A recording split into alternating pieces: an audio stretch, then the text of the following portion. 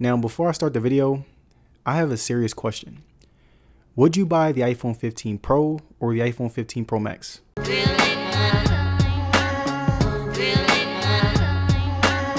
Now, ever since Apple has introduced the iPhone 15 lineup, many of us have been really concerned as to whether or not we should get the iPhone 15 Pro Max or the iPhone 15 Pro. And in this video, I want to break down what each phone is good at based on various stages of use, so you can get an idea of which phone is actually better in terms of value. Now, the iPhone 15 Pro and iPhone 15 Pro Max are two phones that really have a lot in common. Both have suitable hardware, both support the latest version of iOS 17, both have really good looking displays that are enhanced by Dynamic Island, and both have all of the new additions to the iPhone 15 series. And looking at them by themselves, the iPhone 15 Pro Max has a much bigger display and a better battery due to its size, and the iPhone 15 Pro is basically the same phone. But many people enjoy the fact that you can get something as powerful as the iPhone 15 Pro Max and have a much more comfortable to use size. So even though both of these phones have had many things that were really good, they both have had their downsides, and today we will be taking a look at what each has to offer so it can really help your decision on which one is worth it. So I will be comparing the iPhone 15 Pro and Pro Max based on 5 different categories, starting with display, software, battery, speakers, and last but not least, cameras. And now the first thing that I wanted to look at when comparing the iPhone 15 Pro and Pro Max was the display. Now, the iPhone 15 Pro has a 6.1 inch and the iPhone 15 Pro Max has a 6.7 inch Super Retina XDR display that are very comparable to each other as far as visual experience. They both have the ProMotion 120Hz refresh rate, which basically means that whenever you're scrolling through your phone, it'll feel much smoother, which really improves the quality. And now when it comes to responsiveness, the 15 Pro and Pro Max were pretty much the same. Both phones were able to respond very quickly whenever I scroll or pressed on something, and they both felt very premium. Now when it comes to the size of the displays, the Pro Max does have a bigger screen, but size is completely based on preference. Some people love to have the biggest screen, and others love having a normal size screen. But one thing that I will say is that no matter which one you go for, you should know that both have extremely slim bezels. So no matter which size you go for, you will be getting good screen real estate. And now going even deeper into displays, I pretty much had the same opinion when it came to brightness. Both the 15 Pro and Pro Max had really bright screens that are very easy to see when the sun was shining, and both phones' auto brightness worked very well. And now the final thing that I liked about the 15 Pro Max and 15 Pro's display was the fact that they had really great resolutions. Both phones had nice and vibrant colors,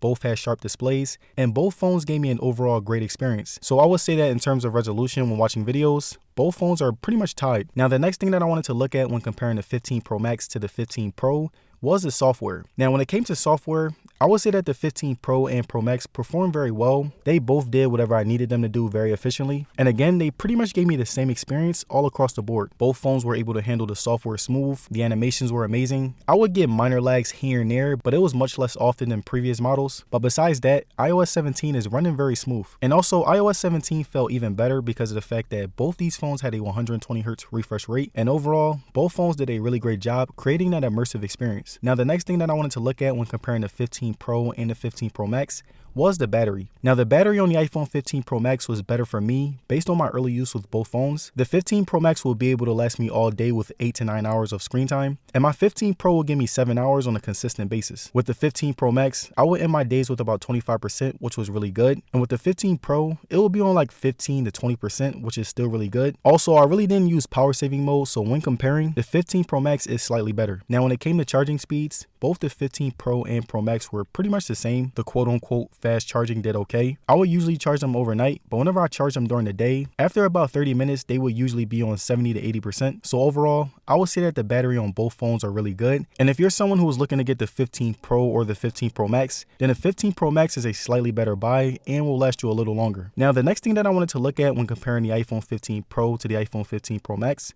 was the speakers. Now when it came to bass, I would say that the 15 Pro Max speakers were definitely better. It made listening to songs a little bit more enjoyable, and the 15 Pros was still pretty good, especially when compared to other phones in the market, but it really didn't hit as hard as the bigger phone. The sound quality on both of them were also really good. Music sounded nice, videos were loud and clear, and the speakers overall enhanced my viewing experience because they were that good. And to give you guys an idea of how the speakers sound, I'm going to play a video so that you can see how loud they are. The black number strikes again. Click, Capella, click, click. Welcome to your Mamba moment.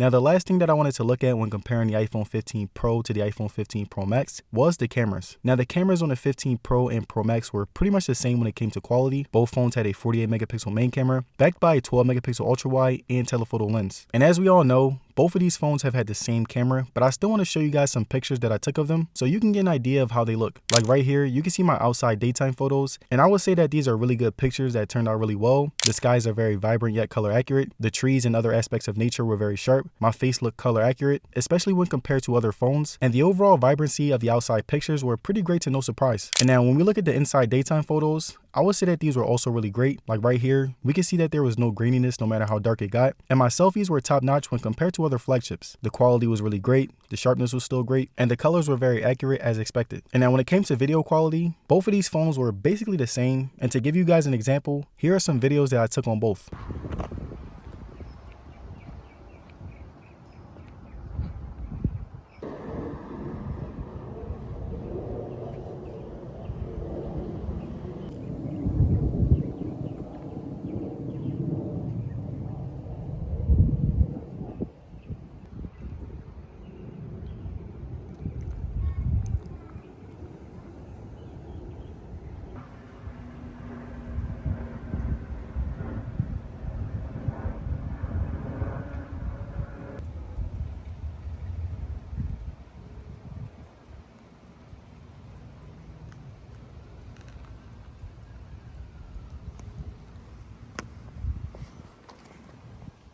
So here's the final question.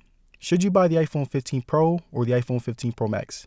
Well, in my honest opinion, I think that if you want a perfectly sized phone that's easier to use, the 15 Pro is the better buy. But if you want a phone that gives you a much better visual experience and a longer lasting battery, the iPhone 15 Pro Max is the best iPhone that you can get. So in my opinion, from my experience and from the spec sheet, the iPhone 15 Pro Max is the one that makes the most sense. And there it is, you guys. My comparison between the iPhone 15 Pro Max and the iPhone 15 Pro. Now let me know down in the comments. Do you think that the iPhone 15 Pro Max is better than the 15 Pro?